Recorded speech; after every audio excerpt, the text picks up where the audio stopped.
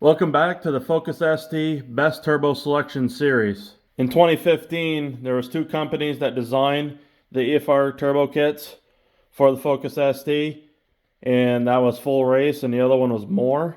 Full Race kits were internally wastegated, the More kits were externally wastegated. Now overall, I believe the 7163 EFR is the best turbo for the 2.0 Focus ST because of how it flows, spools in comparison to anything else out there.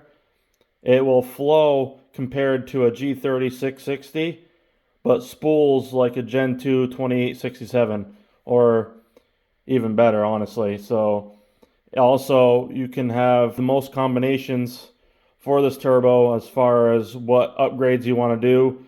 You can have it run the bypass valve from the stock KO3. You can throw a Boomba on there if you want it really loud, for example. You can swap out the internal wastegate canisters from low, medium to high boost canisters, or you can upgrade to the ultimate setup, which is the Turbo Smart IWG 75. That allows you to run the boost without tapering off at high RPM. So the 7163 EFR turbo kits for the Focus ST came with a 0.85 AR turbine housing. So what's magical about this turbo is not only its technology, but its spool range. So for a non-built engine that's a 2.0, you're going to be looking at starting spool around 2000 RPM and full boost around 31 to 3300 RPM. And that's going to be about 23 pounds of boost, okay? So that's pump gas, not E85, because on E85, it's going to spool faster. And then if you include cams and built engine, it could spool even quicker than that. And then on a 2.3, it's going to be a couple hundred RPM sooner because of the stroker engine.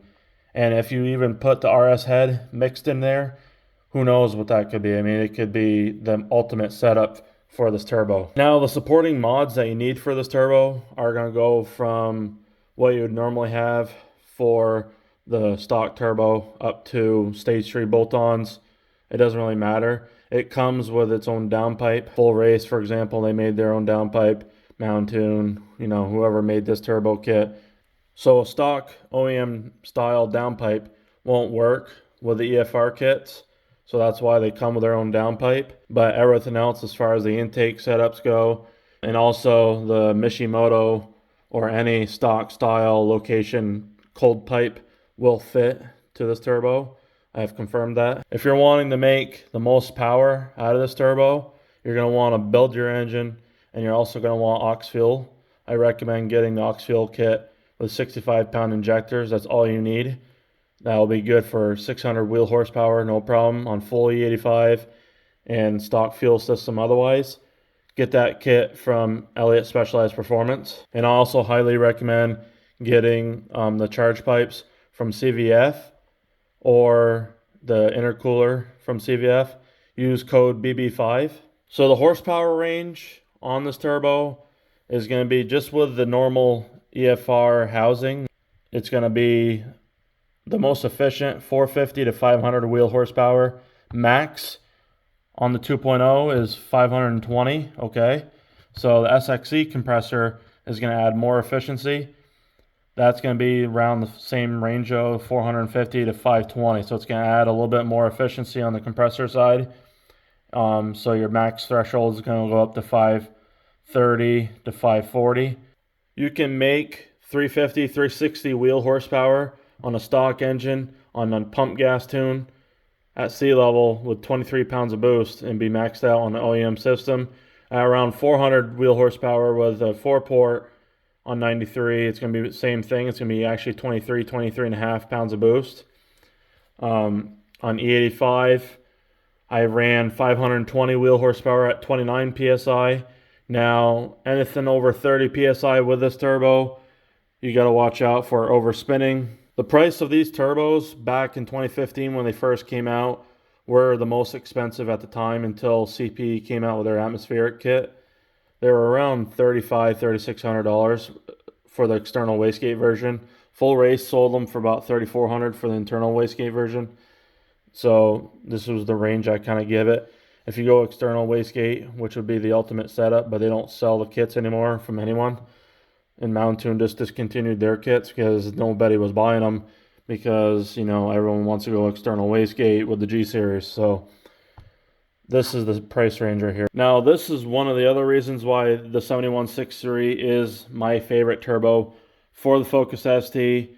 It's because of how much combinations you can do with this turbo. And for example, you can run the low, medium, or high boost internal wastegate canister depending on what your goals are. Say you want to stay with stock engine, then you can just run like the medium or high boost canister. The high boost canister fully opens around, I believe it's 17 psi. It's wide, you know, full open. The Turbo Smart internal wastegate 75 is going to be the best mod for fully taking advantage of this turbo for the efficiency, because it holds boost longer and it just runs more efficiently. So it also comes with a 14 psi spring. That's all you need. Highly recommend that no matter what, honestly, because it just allows the best efficiency for the turbo overall. Now the SXC compressor cover makes it where you can run an external blow-off valve setup.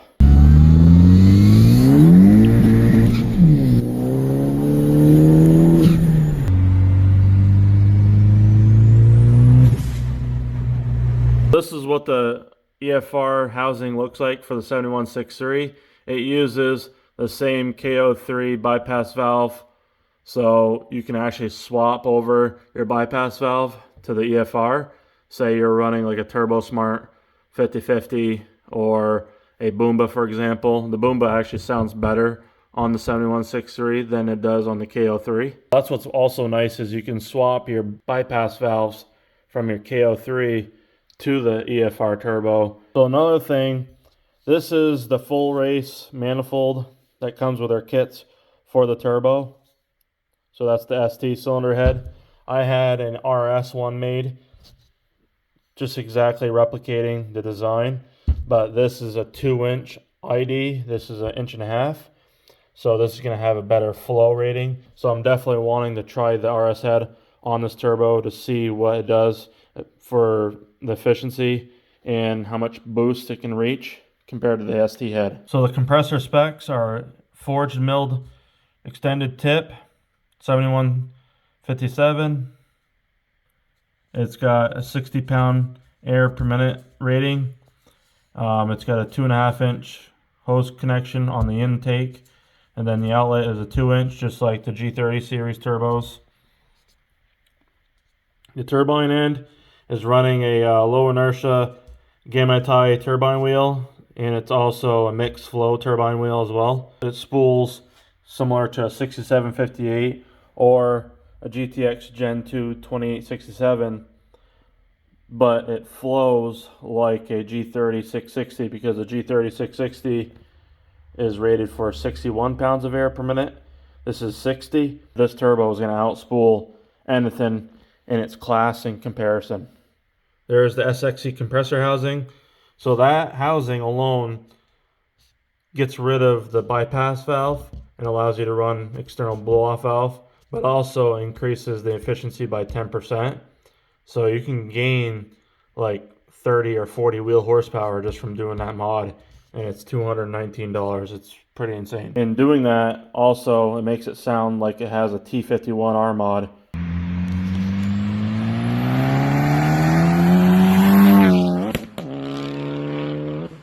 Here's some of the other features as well. Turbo speed is max is 150,000 RPM. It's got a mixed flow turbine wheel, titanium, so that allows it to spool even better than anything in its size compared. It's got a forged milled extended tip compressor wheel, military grade dual ceramic ball bearings with silver plated metal cage. It also has a aluminum CHRA, so it's light. It has the lowest friction, fastest spool response, most extreme durability, built-in 2mm oil restrictor, so you don't have to worry about adding one on the top. It has a water-cooled lightweight aluminum bearing housing, like we just said. It runs a double seals in both turbine and compressor for extreme durability and resistance. Large internal wastegate, so you have the option to run. I believe the port on the wastegate is 29 millimeter. We'll show you that right here. But I believe it's a 29 millimeter port. So pretty good size for this turbo, honestly. I mean, it's enough to flow what you need for sure. So a little dirty, but yeah, thing's insane. And it's very compact. The SXE compressor housing, like we said, increases the efficiency. It actually allows the turbo to spool even a little bit earlier and frees up horsepower for the setup. Down below what you think of the 7163 EFR, and if you believe that this turbo doesn't spool as fast as, say, a G25 660 or even a 550, or, you know, let me know. I mean, what are you running for your turbo setup? And what turbo are you wanting to run in the future for your Focus ST? Comment down below, hit the like button, subscribe, and we'll see you on the next one.